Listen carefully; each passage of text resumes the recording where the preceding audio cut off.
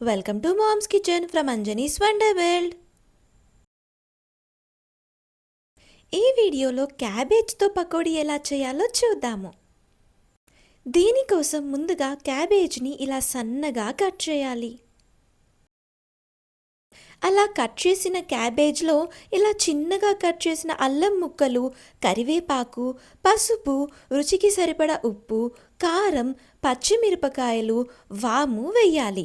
అయితే వాముని ఇలా నలిపి వేసుకుంటే దాని ఫ్లేవర్ తెలుస్తుంది, తినడానికి బాగుంటుంది.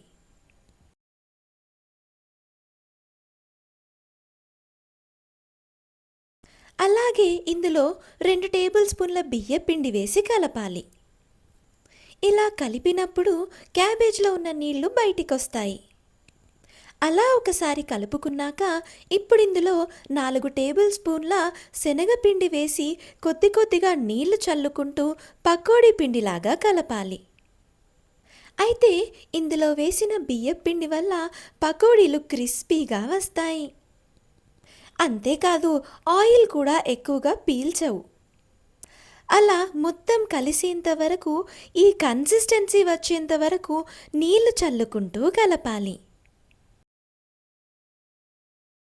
నెక్స్ట్ ఇప్పుడు స్టవ్ పైన బాండీ పెట్టి డీప్ ఫ్రైకి సరిపడా ఆయిల్ పోసి, ఆయిల్ వేడెక్కిన తర్వాత ఇందాక కలిపిన పిండి మిశ్రమాన్ని ఇలా పకోడీలాగా వేయాలి.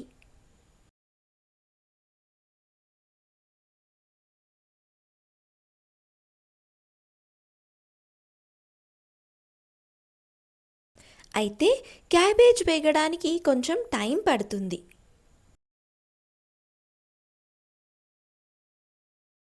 అలా వేసిన పకోడీలను గోల్డెన్ బ్రౌన్ కలర్ వచ్చేంత వరకు ఆయిల్లో వేగనివ్వాలి. అంతే, క్యాబేజీ పకోడీ రెడీ.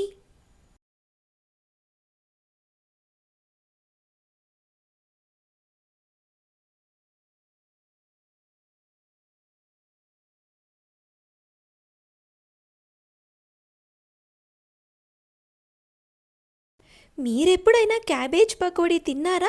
నాకు కామెంట్స్లో చెప్పండి. ఇక్కడ క్లియర్గా చూడొచ్చు, పకోడీ లోపల క్యాబేజ్ చాలా బాగా వేగింది. Thank you for watching the video. Do like, share and subscribe.